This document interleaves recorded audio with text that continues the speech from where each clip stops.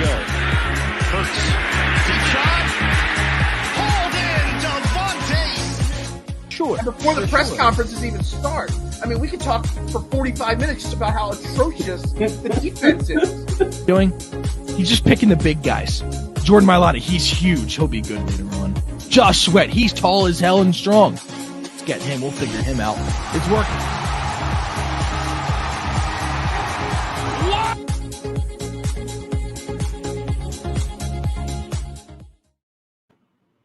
Good morning, everybody, and welcome to Trending in the AM right here on DSM Media. We're here every morning on Facebook, Twitter, Twitch, YouTube, 8:30 a.m. Monday through Friday. Make sure you share it out and you're following on all social media platforms because we greatly appreciate that and the continued support, especially on YouTube where we're on the road to 500. Gained a few more. We're up to 420 now.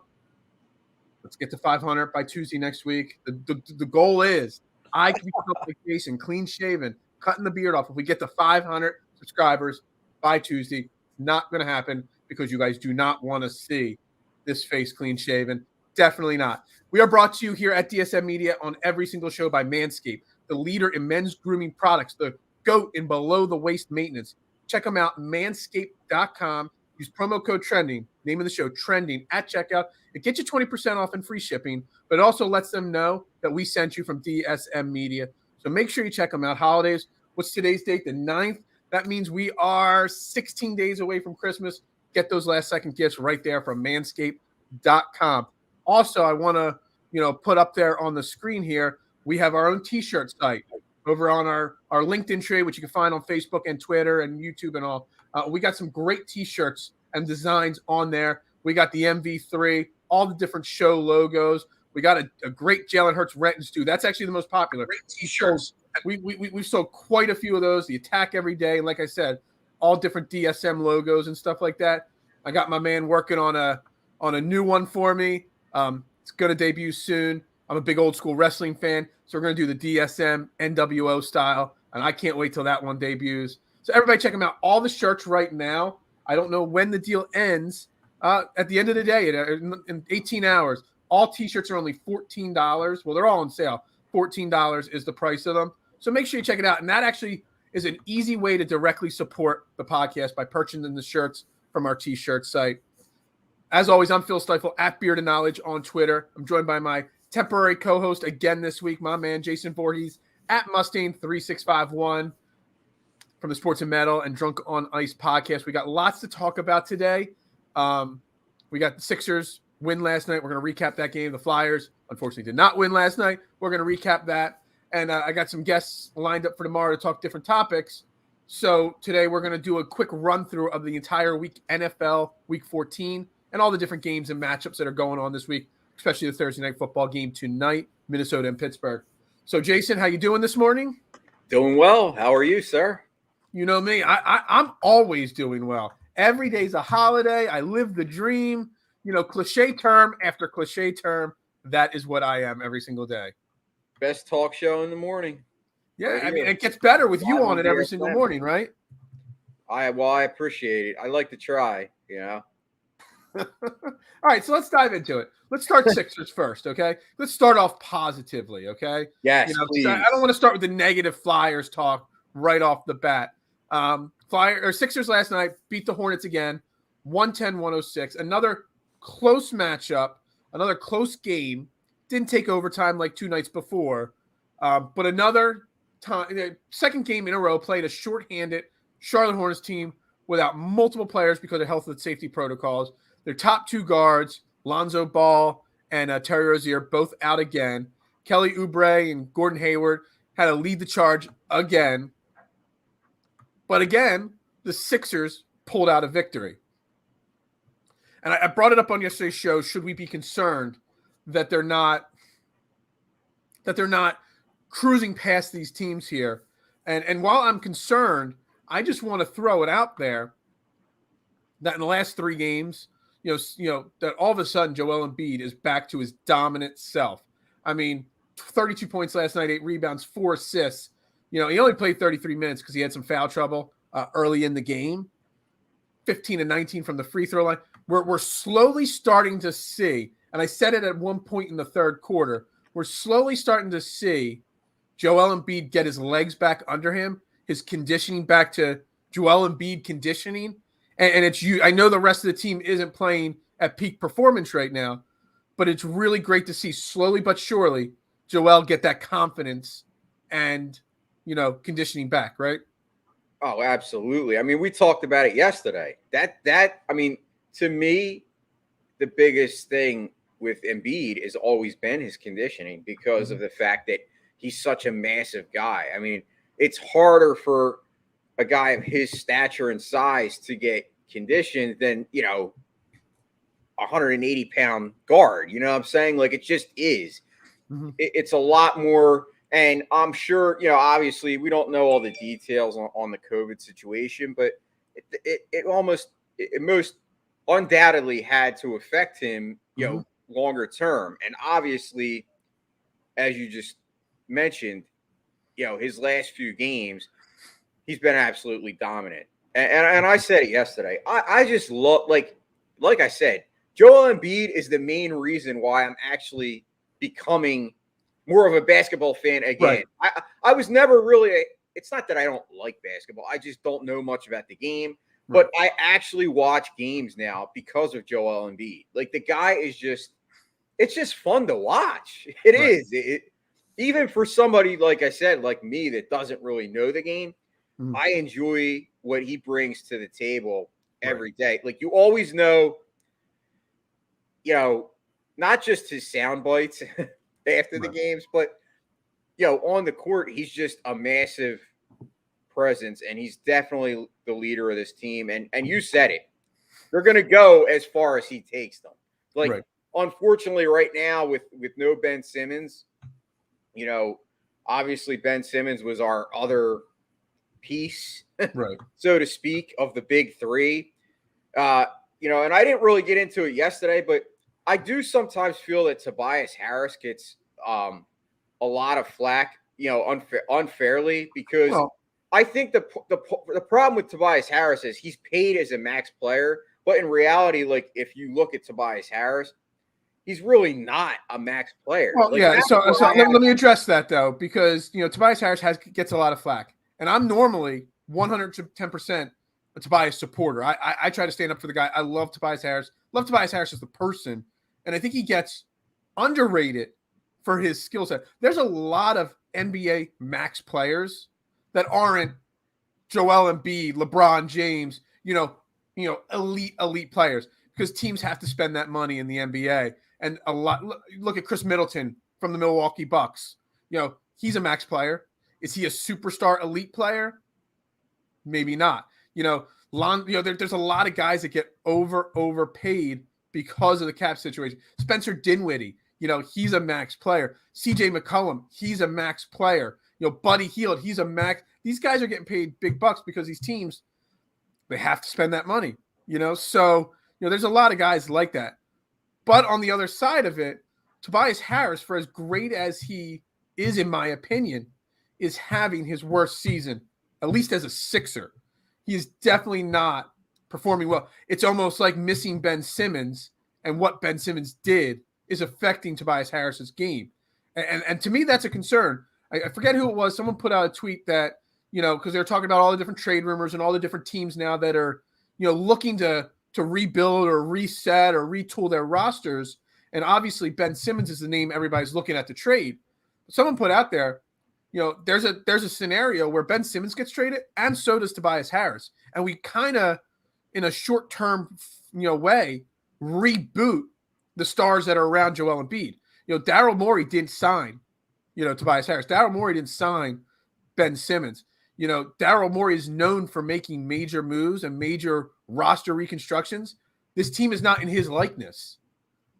There is a scenario to be said where Daryl Morey goes out and trades Ben Simmons for whoever, but also finds a way to move Tobias Harris and gets the proper pieces to fit and maximize Joel Embiid. So that Joel Embiid, because right now, Joel Embiid has to play hero ball every single night. Joel Embiid basically has to turn into Bryce Harper and play at an MVP level every single game for the rest of the season as the roster is currently constructed, because we don't have that second scorer. We don't have that elite, go get a bucket at any moment guy. Tobias Harris is that guy at this moment, but he's not elite enough to be what Joel Embiid needs. So there is that scenario. So I want to say that I love Tobias Harris more than most, but he's definitely taking a step back and regressing a little bit this season. Well, it's funny that you say that because for a while now, I've been wanting to get together a show where we kind of do a what if in Philly sports. Like, Right. If what if scenarios of like, and that to me is one of the what if scenarios. Like, what if the Sixers actually had traded Ben when he was more valuable and kept Jimmy Buckets instead of signing Tobias Harris? That is definitely a what if. I prefer. I love Jimmy Butler. The side tangent here. If you want to talk about what ifs, the one I've tried, and I've sat down and tried to start the research, but it's a massive amount of research to do. What if Sam Hinkie never got fired from the Sixers and was still the GM? Where would we be right now? Obviously, we wouldn't be still what we were doing with him here. Just like, would he have made the Markelle Fultz trade and traded up to get him? Would he have, done different things? There's so many what ifs in the Sam Hinkie conversation. It's a great topic. It's a great what if in a lot of sports, but also hindsight is 2020. It makes it a lot easier of us looking back, now. But anyway, absolutely. Back to last night's game. Another concerning thing for me was Tyrese Maxey. While everybody was out, Tyrese Maxey was a ball of fire, showing major development in his game, and slowly the last couple of games, well, instantly when Joel came back, you saw a little hesitancy in Tyrese Maxey. Like, he doesn't know how to play next to that star, yet. And that was fine. I'm like, all right, he'll work on that. But the last 2 or 3 games, especially the last 2 against the Hornets, you're starting to see him hit a little bit of a wall. And I don't know if it's a lack of confidence, a lack of, playing time with these guys, or he's hitting that, second year, young 21-year-old wall where, look, he's just not used to the pressure of playing under the big lights yet, and he's not quite ready for the pressure that's being put on him right now. And I was doing some back and forth on Twitter with trades and stuff like that, and CJ McCollum coming to the Sixers. We talked about it a little bit yesterday. What happens because you have 3 guards then? You have Maxey, you have Curry, and you have CJ McCollum. Who sits the bench? And we were debating whether Maxey, is the right guy to go to the bench and lead the second unit. And after watching some of last night's game, it makes it more clear that Maxey being on that bench right now and leading that second unit might be best for his confidence, because right now his confidence is starting to go down. He only played 26 minutes last night. Obviously Doc Rivers could see that his confidence is struggling. It's hurting his game. So it's something that's concerning to me that Tyrese Maxey, for as quickly as he shot up trending upward, and we all anointed him the point guard of the future, he's literally, it's not like he started to come down. It's like that Price is Right game, or the Price is Right, where the little yodeling man goes up the mountain, and if you guess wrong, he just falls right off the mountain and goes down and you lose. It's kind of like that. He kind of hit that peak and he just fell straight down. So it's definitely a concern for me. I'm kind of in the middle on it. I don't know if I necessarily am as concerned as you.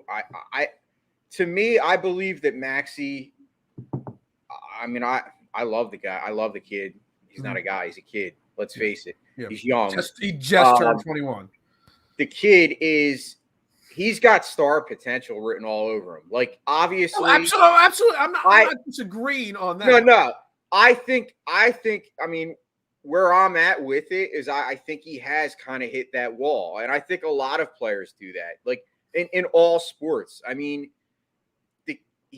He's definitely capable. We saw what he could do in college, and we saw what he could do while Joel Embiid was out. Mm-hmm. I think that the main thing is you got to get his confidence back. So I agree. I think him going kind of back to a bench role at this point makes the most sense. Until you make a trade, though, there is no bench role for him. No, I can't start Shake Milton over him. Starting Shake Milton over Tyrese Maxey is kind of similar to the Eagles starting Gardner Minshew over Jalen Hurts. Another guy, but it's not a guy that's going to help the big picture in the future. So you need to make a trade to do that first. Yeah, I think my spidey sense senses a trade on the horizon. Like, I feel like Daryl Morey's the kind of guy, like, a lot of times, he's kind of quiet, like, behind the scenes, and then all of a sudden you're going to hear, I'm not saying, like, we won't get it maybe 6 hours beforehand, trade and it works, but I feel that a trade is near. It might you don't think it's going to take till the February 10th trade? No, and I don't necessarily think it's going to be Ben Simmons, though. It might be another smaller trade, or it could be the Tobias thing. Like, I do think there's going to have to be a move. I think the Sixers team is still very good. Mm-hmm. But let's face it, with just Joel Embiid and expecting him to carry this team with his injury concerns and the fact that there's not if he does have a down game, who's going to pick up the slack? Like, I don't know if they can compete for a championship in that situation. So to me, I think it's almost a necessity to make some type of move, whether it's the way I see it playing out trade wise. I agree with you. I think there will be a trade, whether it's a Tobias Harris trade, a Ben Simmons trade, a small trade. There will be a trade happening soon, in my opinion. But I also see multiple trades happening from now to February. Like I said, Daryl Morey has been waiting for this opportunity to reshape this roster into his image and what he sees as the big picture around Joel Embiid, maximizing that next 2 to 3 year, this year and the next 2 years of the prime Joel Embiid. So I see multiple trades. And the more and more I think about it, it breaks my heart to say that Tobias Harris maybe is one of those guys that goes, but it could be. It could be Danny Green. Hey, Seth Curry. No one wants to hear about trading Seth Curry. He's a great player. He's developing a lot, but he's super, super valuable because of his contract. So there's lots of pieces. I just totally see Daryl Morey reshaping the roster this year. Maybe they make a run, maybe they don't, and then by next year this team is gelled together and could take off. I'm really concerned if they don't make a move. Right now we're 14-11. We just bumped up to the 6th seed. We're only a game out of the 4th seed right now in the East, and there's a long way. There's only 25 games into the season. Still a long way to go. But the next group of games, the next 5 games, are all very losable games, all very difficult games. We got Utah tonight, back-to-back at home. Always tough back-to-back, especially with Joel and his endurance issues. But, I mean, I guess at home you could beat Utah, but they're a very good team. Then we got Golden State on Saturday, Memphis, who's a top 4 in the West, surprisingly, right now. Then you got Miami, and then you got Brooklyn. Hypothetically speaking, there's a scenario where we go 3-2 in those 5 games, but there's a scenario where they go 1-4 in those 5 games. And you go 1-4, you're down to 15-15. You're probably at the 8th or 9th seed at that point. Once you get to 15-15, now you're 30 games. Now you're more than a third way through the season. Now all of a sudden you got to start to worry. So it's a really, really, really, I still think you look at Bradley Beal. Absolutely, and Bradley Beal actually made a statement. What I love is Dame Lillard physically says, there's always rumors that Dame Lillard wants out, but then Dame Lillard will come out and physically say, no, I want to stay here in Portland. I want to stay loyal. Bradley Beal, on the other hand, flat out said, nah, I'm not signing my contract extension yet. I want to see how Washington plays out and what's going on. Bradley Beal is still on the table. The problem is Bradley Beal, you trade for him. You don't trade for him unless you've got a commitment from him to sign the extension. That's the problem there, Drew. You're going to have to spend a lot to get Bradley Beal. He's a free agent shortly. You're not going to trade all the assets to get Bradley Beal here if he's not staying long term. Sorry. No, I agree. Who wouldn't want Bradley Beal? I mean, the guy. That's the elite scorer that we lack. Obviously, I mean, we said the 2 targets, the 2 biggest names were Dame Lillard and Bradley Beal. I mean, yeah. So I brought up the point with Scotty online, and he kind of agreed that Dame Lillard is as loyal as could be to Portland, and I love that. I respect that. And him coming out saying, no, I'm in the office with the coach, Chauncey Billups, every single day, trying to find ways we can make this team better. They're now 11-14, 11-15. Their front office is just a total train wreck, all the different controversies going on. And I tried to remind people, Dame Lillard saying he wants to stay loyal to Portland does not mean Portland ownership is going to stay loyal to Dame Lillard. NBA, Major League Baseball, NFL, hockey, they're businesses. Phil. They're all billionaire Phil, people. you couldn't have taken the words out of my mouth. Like, It means I'm nothing. hearing- So Dame I'm Lillard hearing saying he the wants to same stay in thing. Portland does not mean he is still a Portland Trailblazer at the end of this season. It means he wants to be, but it doesn't mean he will. I don't know I don't know if there's a no trade clause or a partial no trade clause, but that stuff can get worked around. You know, if an owner wants to rebuild or sell or whatever, change that franchise over, he'll find a way to trade Dame Lillard. And that's the unfortunate side of sports, that players, you know, in the NBA, I know what Ben Simmons is doing, it's wrong and stuff like that.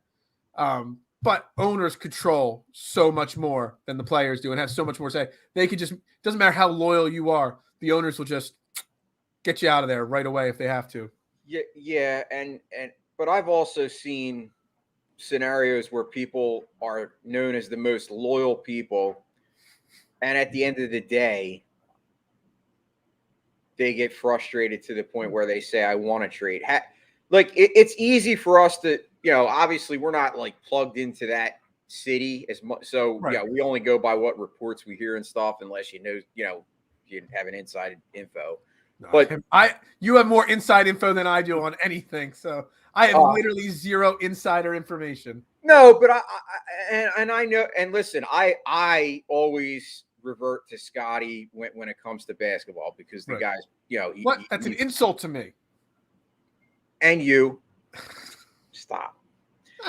No, what I mean is I know he's a lot of times saying, as far as Dame Lillard, but I have to agree with your point on this, is what I'm getting at. I got to address Scotty. I'm not blaming the owners for the situation in Portland.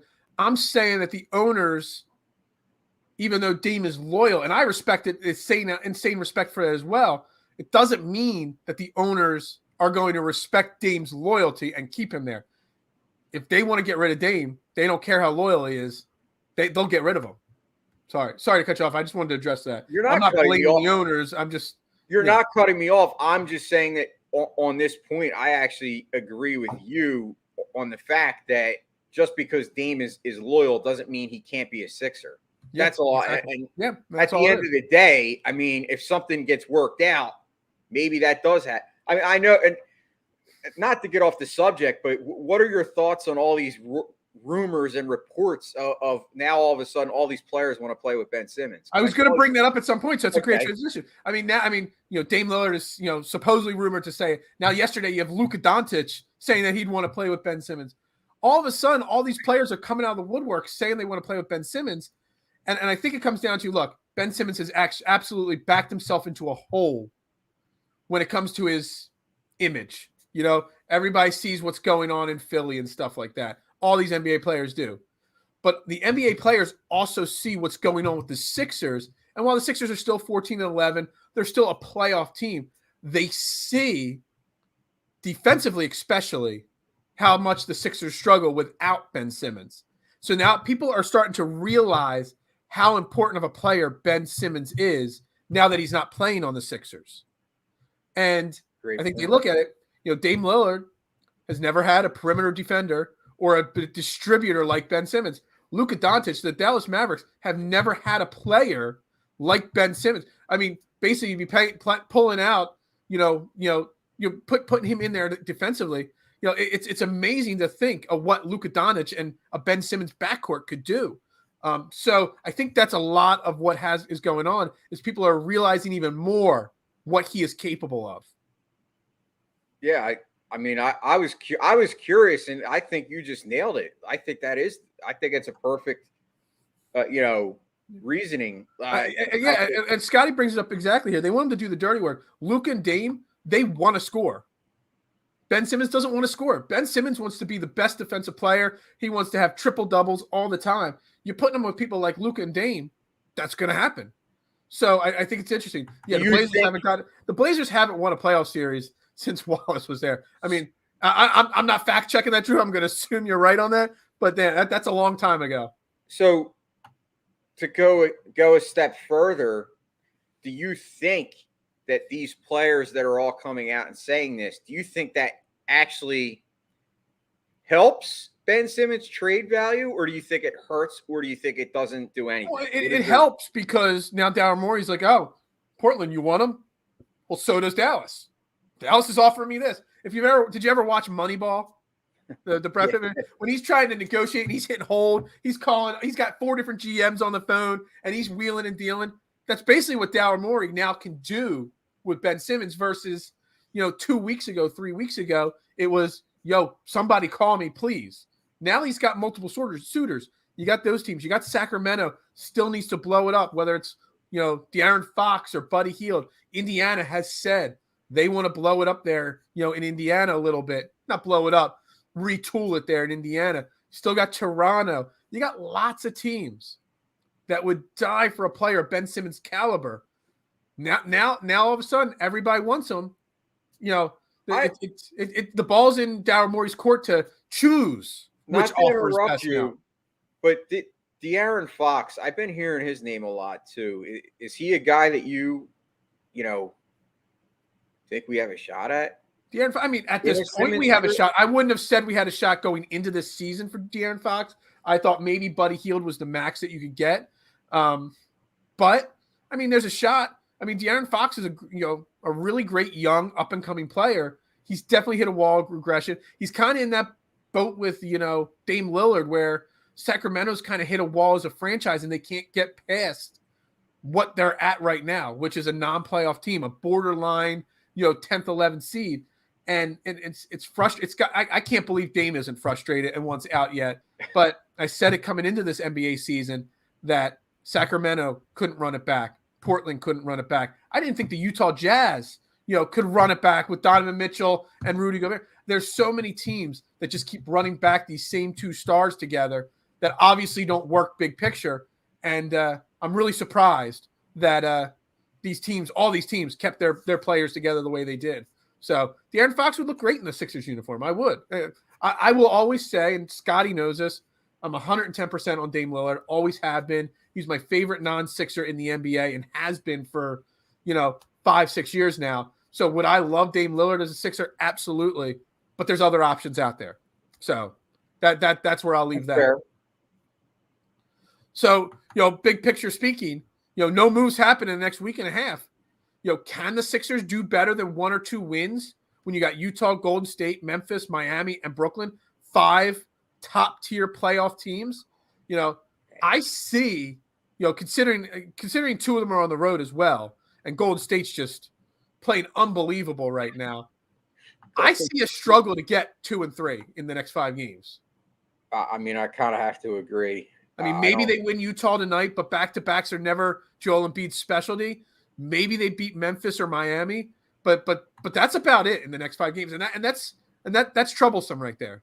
Yeah, that is gonna be a little trouble, and that's why I think that a move is on the horizon. I just feel like Daryl Morey is not going to sit back and let this team continue to kind of either stay the same or go backwards. He's going to want to make some kind of deal. Now, like I said, it all depends on, because I know he had made the comment, well, I'll wait 4 years to trade Simmons. But it gets to a point where it's like, if we can get somebody back that's going to help this team, that's all I'm concerned about. I get it that you want the guy.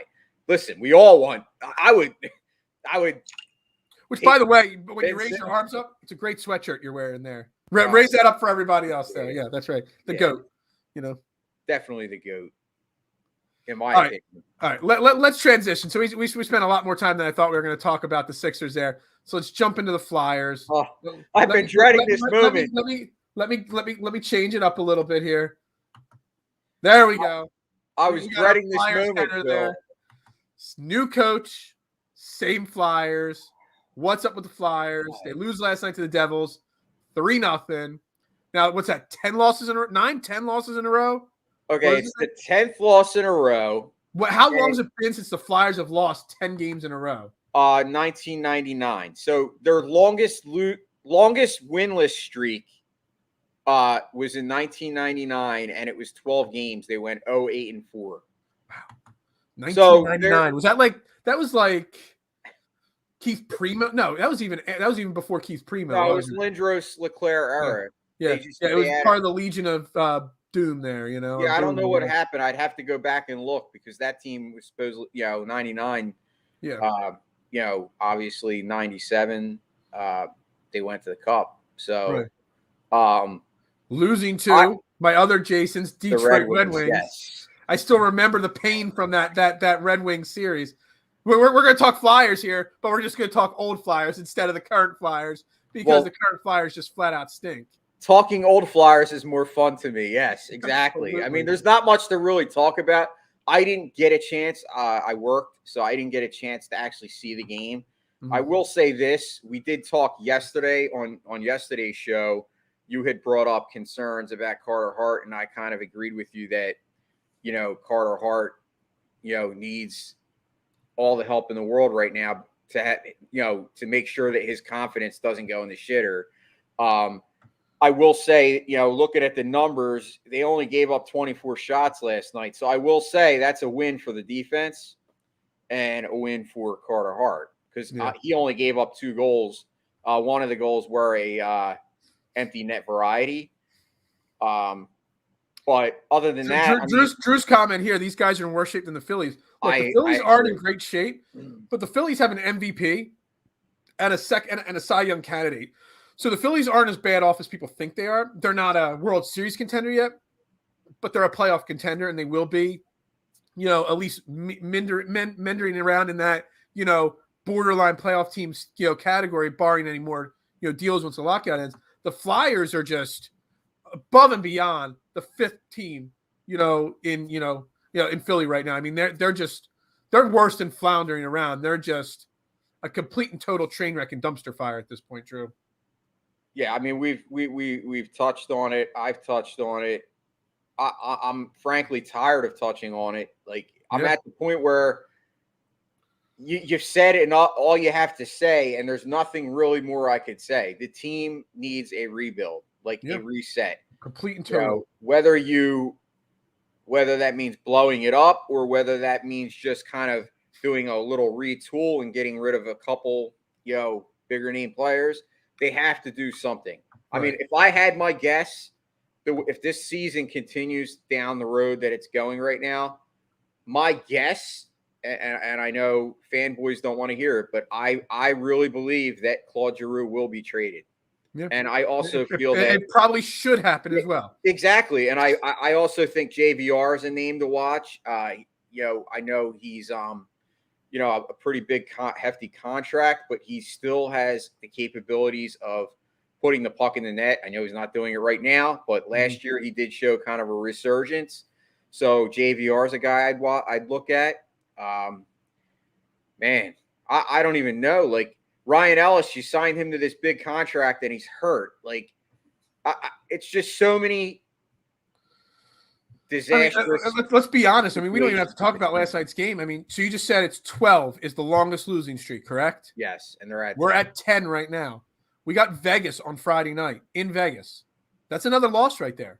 That's 11. That means then we go to Arizona on Saturday night, which Arizona is one of the worst teams in the league, but it's a back-to-back road games. That Arizona game is to break the losing streak there. If not, they could hypothetically lose to Arizona even. That puts them at 12. And then you're going Devils, Montreal. This losing streak, if they don't beat Arizona in a couple nights, this could go on for a long time. This could be the all-time worst losing streak in Flyers history here. That's how bad this team has gotten. I mean, I know. I think what is it? Arizona's like 4 or 5 wins on the season. They're worse than the Flyers, obviously. But you can make a case that Arizona could beat the Flyers, especially considering it's back-to-back road games, traveling to Vegas, then traveling down to Arizona, all that going on. You can make a case that this is a game that's a game that the Flyers could lose too. You just hit it on the head. When it's bad, that it's bad when you have some of the biggest Flyers homers, like people even that cover the team, that are basically saying they're speechless that this team is ridiculously terrible. Like people that you would never hear criticize the Flyers are criticizing the Flyers. Yeah. That's when you know it's bad. Like That to me, that's Flyers fans are all fans. Like, they're all, most diehard, dedicated Flyers fans. They just can't see past, the orange and black, and they'll always be positive and all. But every single you're looking at the stadium during Flyers home games. I mean, it's empty now. I know a couple people that have season tickets, and they're like, they're pissed that they spent all this money on season tickets, but yet the Flyers are giving away tickets for like 2 for $1 now, and like $10 tickets and stuff. That's what this Flyers team has come down to. That it's a total dumpster fire, and it's a shame because hockey's kind of like some of these other sports where they got to strip it down and start from the bottom and rebuild it up, and it's going to take a while to reshape and rebuild this team. And this season, it's just going to get worse and worse. The What's Up with the Flyers segments, I hate to say it, Jason, are going to get less and less on the morning show, fewer and further between, because I don't think I could talk about this team every single week, multiple times a week, because that's how infuriating and frustrating they are. You know what this reminds me of? It reminds me of when sports talk radio talks about the quarterback 24/7. Like like it gets to the point where it's like nobody wants to hear. Like, and I don't want to get in that situation. So, like, hey, if we have to talk Sixers, I'll do that, because I'm at the point, like I said, I'm lost. Dude, I don't want to do this. It's painful. I am so sick and tired. I actually just had an epiphany.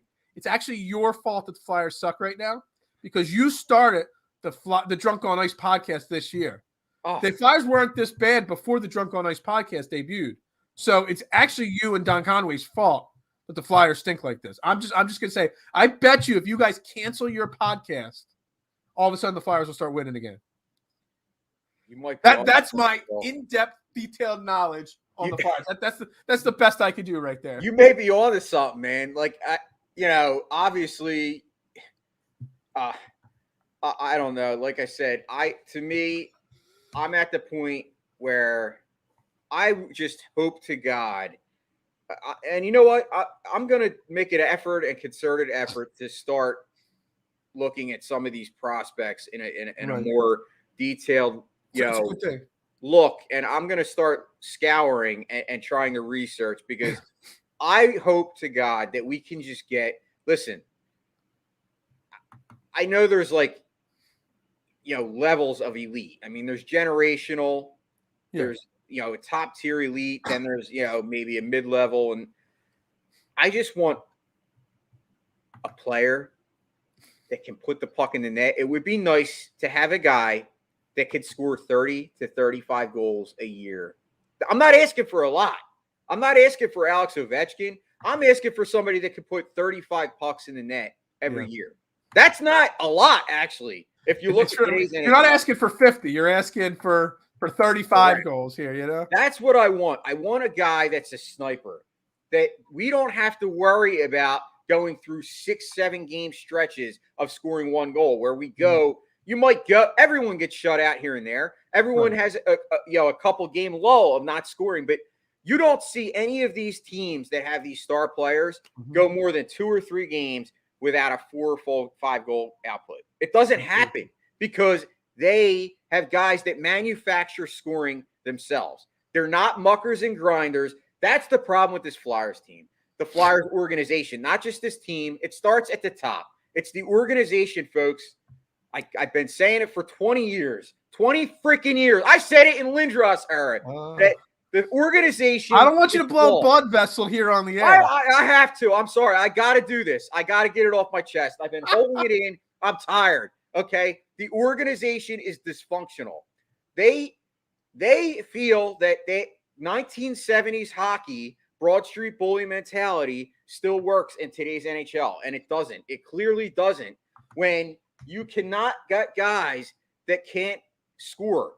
Why do you think we never went for Russian players back in the day? Remember that? Like the stigma, like the Flyers would never go for a Russian player.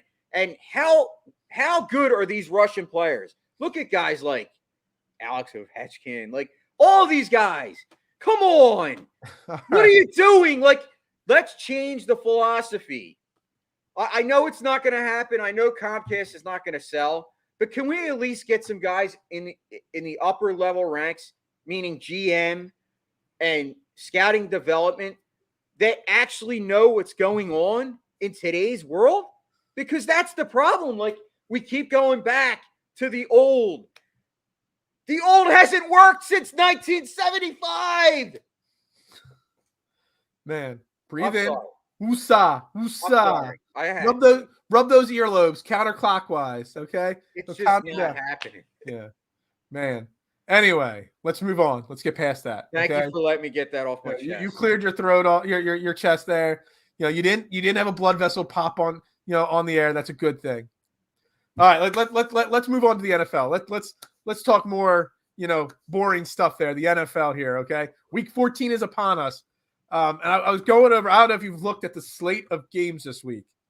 Starting tonight, Thursday Night Football, a real exciting matchup against the Steelers and the Vikings. I mean, could there be a game with less, rivalry or meaning anything? But we'll talk about that game. But I'm just going down the list.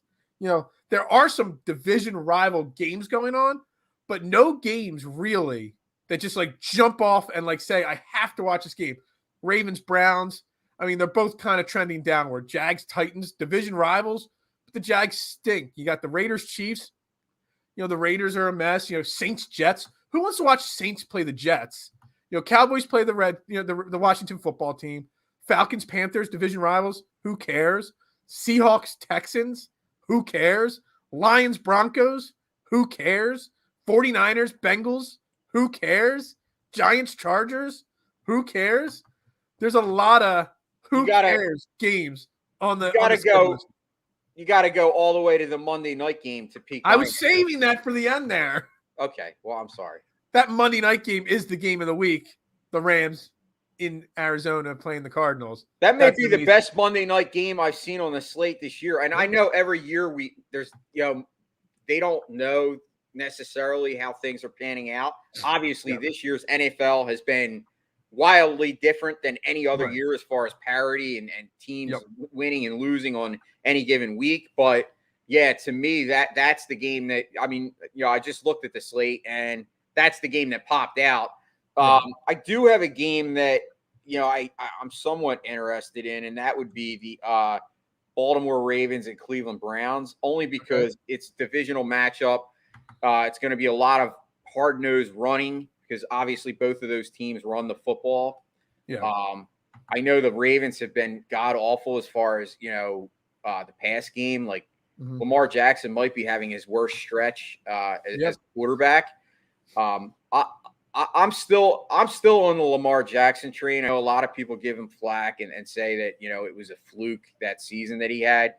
But that season, in my mind, was maybe close to being a top 5 season all time for a quarterback. Overall, if you look at the overall picture of what he did, I mean, that guy has the talent. It's just a matter of, I know that we've said, they need to surround him with some wide receivers. And I know they drafted Rashad Bateman, but I believe he's been really pretty much injured all year. He's played all year for the most part. He just hasn't. He hasn't scored a touchdown this year. Games. Yeah. He hasn't scored a touchdown yet this year. He's kind of been okay. Rashad Bateman. He hasn't been great yet.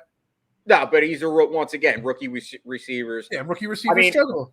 I mean, let's face it. Not everyone. Obviously the trilogy. You have Jamar Chase. Not to get off the subject, but how about that?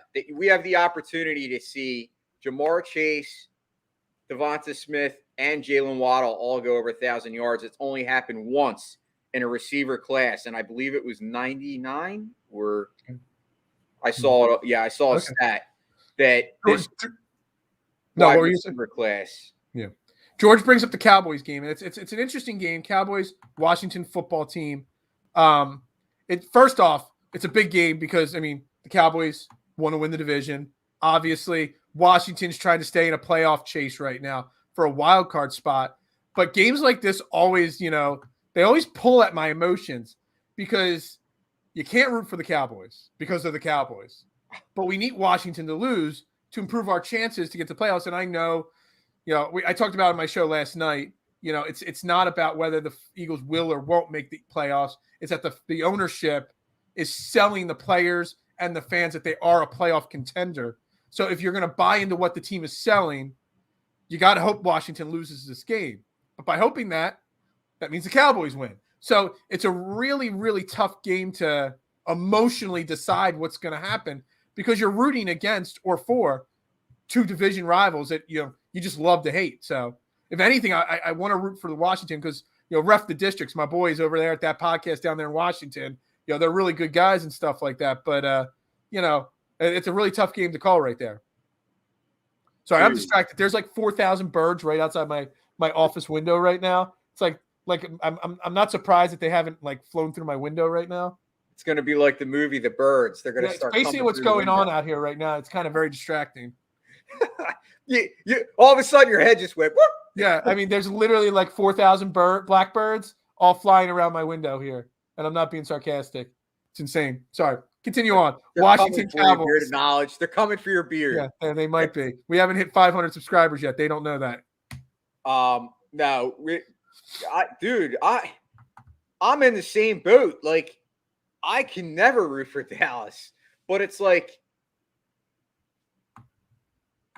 the fan in me and knowing what I know about this team and how it's progressed so far this year, I really would like to see the Eagles make the playoff. I mean, anybody that says that they don't want the team to make the playoffs or they want – I know there's a lot of these people out there that always say, keep tanking. Like, listen, making the playoffs in any season, especially when you just started, if you consider this the kind of beginning of the rebuild, is very important because your young guys are going to get invaluable, or should we say valuable, experience. Like you can't teach playoff experience. It's something that can only help a player even in a loss.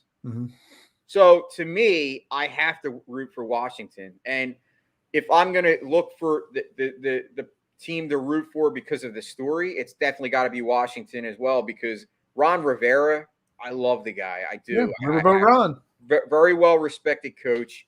I think he's done a great job getting this team turned around. Obviously, they started off very bad, Washington, and they've kind of come back to form. They did lose. They lost Ryan Fitzpatrick extremely early this year, and he was a guy that was brought in to kind of, maybe not be their quarterback, obviously, of the future, but like the kind of, I know you've called it like the bridge quarterback to kind of when they figure out who their quarterback's going to be. The funny thing is Taylor Heineke, the guy, he might not have flashy play, but all I'm hearing from like the Washington people is that this guy could be good, very good, and could be their future. So it's crazy how Ryan Fitzpatrick gets hurt, and now all of a sudden Taylor Heineke's like, notice I said could be. I didn't say he is, because obviously if somebody comes available, Tyler Heineke might not even be on the team next year. I'm going to cut you off on that because he's not that great. I mean, he's an okay quarterback. He's nothing spectacular. A lot of people are raving about him though. No, I don't know about a lot of people. I don't know what people you're following because I haven't seen a lot of people raving about him. Well, I heard the players are raving about him. Well, maybe the players are. Maybe that's another whole subject there. I'm not sure about that. Right? I guess so, yeah. Another game I'm looking at that brings me a little intrigue. It's Buffalo, Tampa Bay. I know it's not a big division rival or anything like that, but obviously Buffalo has a lot of, ties to crazy. It's what happened with yeah. I know, George. You're not I gotcha. I was trying to not talk Eagles today. Now they want to talk more Eagles. Just goes to show that Eagles dominate the headlines, always. But Buffalo, Tampa, Buffalo has got to be probably the most disappointing team at this point in the NFL. A team that a lot of people had Super Bowl expectations for, just lost again. First off, I'm hoping that there's more than 3 pass plays called against Buffalo this week. With Tampa, with Tom Brady playing for Tampa, maybe there'll be 4 passes. I'm not sure. But I'm kind of surprised with the way the Bills have kind of trended downward the last, month or so. Tampa is only a 3.5-point favorite in this game. It's in Tampa and all that. So I'm very surprised about that. But, Josh Allen and Buffalo has to have some pride. And I'd like to be able to see and hope that Buffalo kind of does something this week. I don't know what your thoughts are on that. I think this is the week that Buffalo gets off the schneid. I mean, they've Okay. obviously struggled mightily. I have a feeling they're going to upset the Buccaneers. I know the line is surprising to you. Mm-hmm. I actually believe that it's almost a must win for the Bills. Like, honestly, if they fall to 7-6, the they way the might not even be in the Patriots playoff picture anymore. and to me, I think,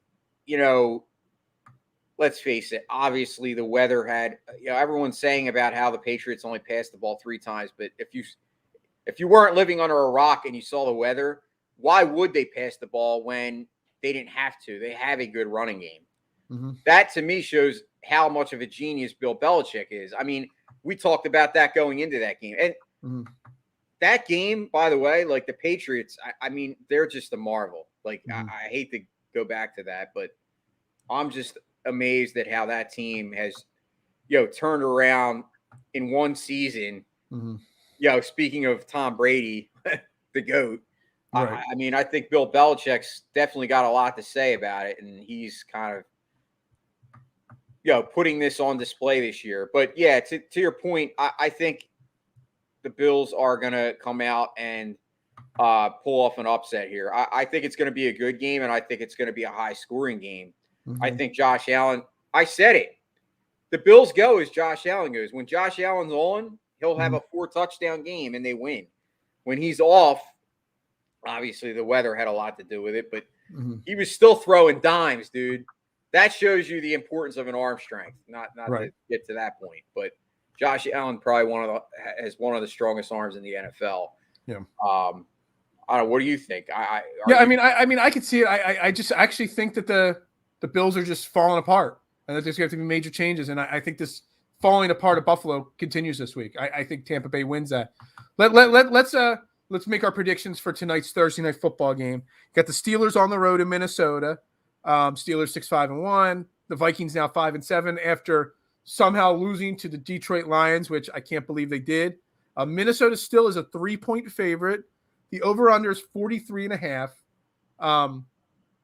You got Kirk Cousins versus Ben Roethlisberger. You got Najee Harris, great running back for Pittsburgh. And obviously, Justin Jefferson will be on display for all of us to watch, firsthand tonight. How do you see tonight's game playing out? Well, I think you look at Kirk Cousins. To me, Kirk Cousins has always been a quarterback that I don't consider to be elite. But I don't know if you've looked at his numbers. He's got 3,300 yards passing, 25 touchdowns, and 3 interceptions. But the point that I'm trying to hit at is that just shows you what stud wide receivers can do to a quarterback. Right. Because he has 2 of them. He has not only Justin Jefferson, but he has another guy in Adam Thielen. And he's got Dalvin Cook when healthy as well. But that's my point. When you have that can take an average to a little above average quarterback and make him look great. And so I think the Vikings are going to win this game. I think Pittsburgh's just cooked. I'm not. Even though they just beat Baltimore last week. I do. I think when it comes to Pittsburgh-Baltimore, it's a divisional game. I think Pittsburgh's winning had more to do with Baltimore dropping the ball, too. Yeah. I mean, obviously, we saw the end of the game. Yeah. Lost my fantasy football league by 0.5 point because Justin Tucker didn't get that extra point at the end of the game. I'm bitter towards Baltimore. They're dead to me. I'm going to go Vikings, and I'm going to say it's going to be 27-24. That's such a cliche score to predict a football game, 27-24. I feel like everybody will predict something like that. Yeah, I mean, I don't know. I mean, you bring up Kirk Cousins. Is there a quarterback in the NFL that in recent memory that has gotten paid as much as Kirk Cousins has gotten paid? The first guy ever to get a fully guaranteed contract. And he puts up a lot of hollow stats. I mean, he's never a superstar. He's not bad. You said his numbers 25 and 3 TDs to interceptions, almost 3,400 yards passing already. You would think numbers like that, all of a sudden Minnesota, you would think it was 8-4, but they're 5-7. They just lost to Detroit. It's a really curious case what Kirk Cousins is, in my opinion, because the guy's a gunslinger, but yet he just can't win the games. And it's kind of very frustrating because you look at it, he's got a great talent, 2 great wide receivers, like you said. Dalvin Cook's been banged up this year, but when he's out there, he's still one of the elite running backs in the league. They don't have a bad defense, not a great defense, but not a bad defense. I just don't get Minnesota. I am totally confused for years now on Minnesota. Ben Roethlisberger saying that this might be his last year with Pittsburgh. I kind of think Pittsburgh wins this game. I think that Pittsburgh, him saying he was pretty much done, it's going to kind of rally the troops a little bit.